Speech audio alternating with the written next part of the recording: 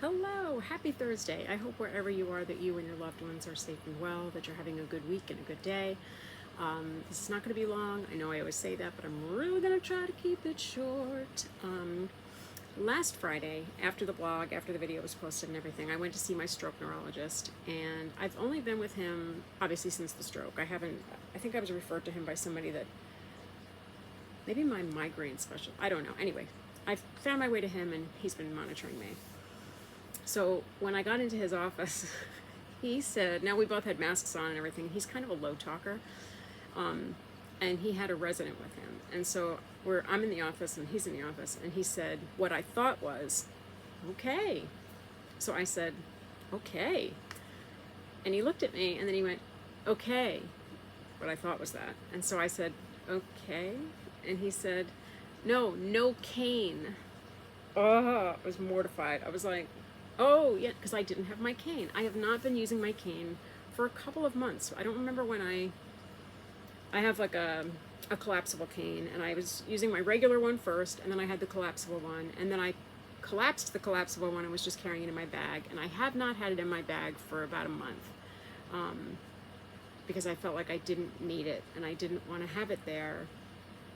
I don't know, I just felt like a milestone to not use it, but then to not carry it, because then it felt like I can do this, and I've just been going ever since.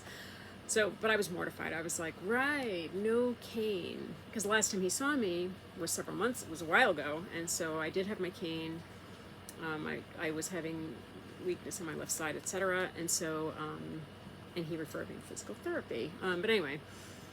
When we were done with the visit, he said, okay, so I'm discharging you. He said, you don't need to come back. And I thought, wow, first of all, it's amazing. Because he really, he referred me to good people, but at the end of the day, I think it was sort of a wasted visit. But I'm not going to say that because everybody's been good. So I don't think I need to go back is what I'm saying.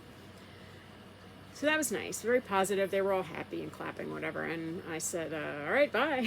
And I left. But then this week, I think, this is Thursday.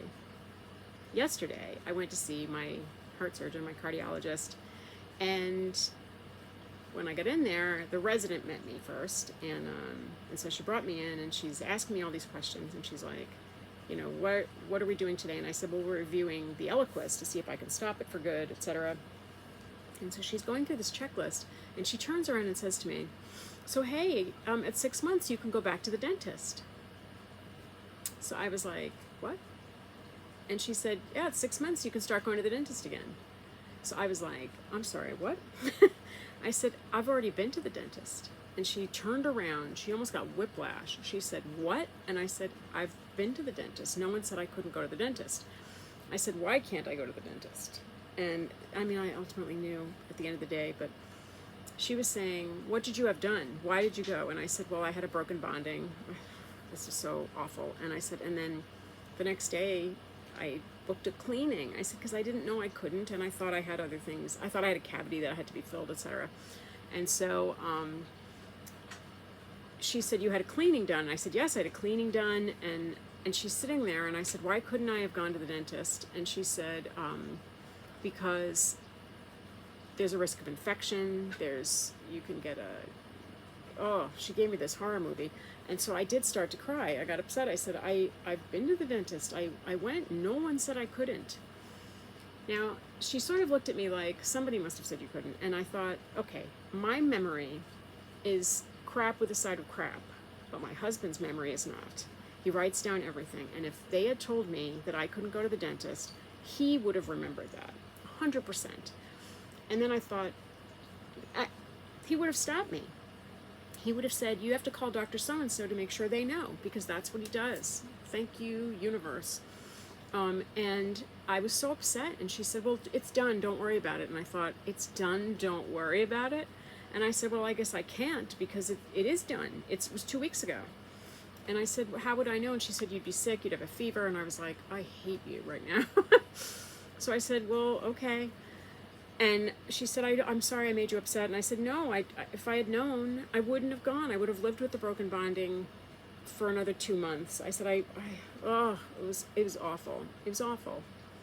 And then my cardiologist comes in, and I said, in danger as I went to the dentist? He said, well, he said, not, no. He said, I don't want you to worry. He said, you seem to be doing very well. Let's not worry about it.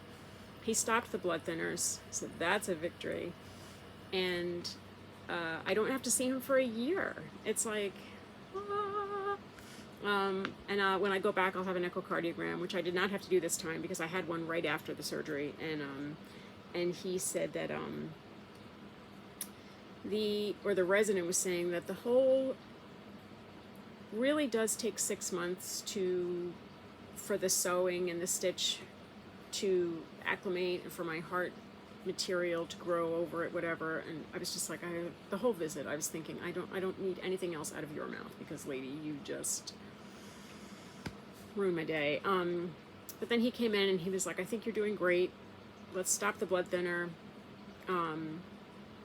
We talked about other things, but he said, when you come back, we'll do another echo. He said, but unless something, you don't feel well or something, he goes, I don't need to see you until next summer. So I felt so happy. I panicked about the other thing, but I felt really happy because I thought, I've reached all these milestones and I've been like discharged from them. Not discharged from this guy because I have to see him again and they'll monitor me. But it did feel like a victory to not have to go back for a while and to, it just felt like a big victory for me. I was very happy. And now I don't have to take medicine 6 times a day, just my usual 4. So I was like, hey, those 2 times make a difference. Anyone who takes meds all day, you know what I'm talking about. If you can take it down a notch, it's a good thing. So now I'm monitored by him, my regular doctor, my urologist, my neurologist, and I mean, there's still a whole team of people that I have to deal with and see, but and who take very, very good care of me. But listening to that woman yesterday, and she didn't know. Well, when I got home and I said to my husband, did anybody ever say I couldn't be at the dentist? And he said, absolutely not. So I was like, okay, thank you. I said, it wasn't in the paperwork. No one said anything because I wouldn't have gone. And he said, absolutely not. So that made me feel better because I don't trust my own memory anymore. I used to have a really good memory, and now it's like, what happened yesterday? Because I'm not even joking. That's how bad it is. But yeah, so whatever. It's done. I went to the dentist. There's nothing I can do about it. Oh, and they said the dentist should have contacted them. I mean, there was a whole big thing. I was like, I had no idea. But it's done, and the bonding's fixed, and whatever. I had a cleaning, so I'm still here. What else? Yeah, that's it. Tomorrow is our wedding anniversary. I met my husband in 1993, or 92, and we started dating in 93. And so I've known him for 30 years, and we've been together. We got married in 1995, and I've known him more than half my life. He is truly my other half, and I'm very, very lucky. I'm very, very happy. And, if he says no one told me that, I trust him. Because he's been with me for everything, and he writes everything down. And he definitely is the cautious, you better call Dr. So-and-so to make sure they know about Dr. So-and-so and everything. So at least I felt like that was a reinforcement of my own memory. But anyway, I'm not going to go on any further because that's enough. But I hope wherever you are that you have a low pain, no pain, low aggravation, no aggravation kind of a day, kind of a week, and kind of a weekend to come, because that is what we hope for. That is what we deserve. And that is what I wish for each and every one of you. Have a good night. Take care. Be well. Stay safe. Stay hydrated. And I will talk to you tomorrow via the blog. Next week, possibly for another video. We'll see. Because what happened? Anyway. Next week for another video. Next week for another blog. Take care. Have a good night. Bye.